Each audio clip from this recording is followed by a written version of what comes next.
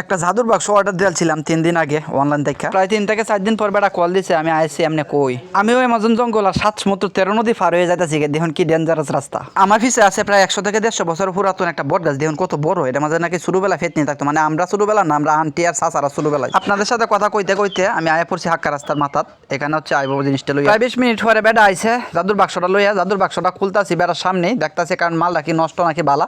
এর আগের তারই আর একটা জাদুর বাক্স আনছিলাম, ওইটা আছে নষ্ট। এখন আপনাদেরকে দেখায় মূলত আসলে জিনিসটা কি। তেইশা অনলাইন থেকে আনা জাদুর বাক্সটা, এটার নাম হচ্ছে উলানজি A100। চলেন আপনাদেরকে দেখাই এটার মধ্যে কিতা কিতা আছে।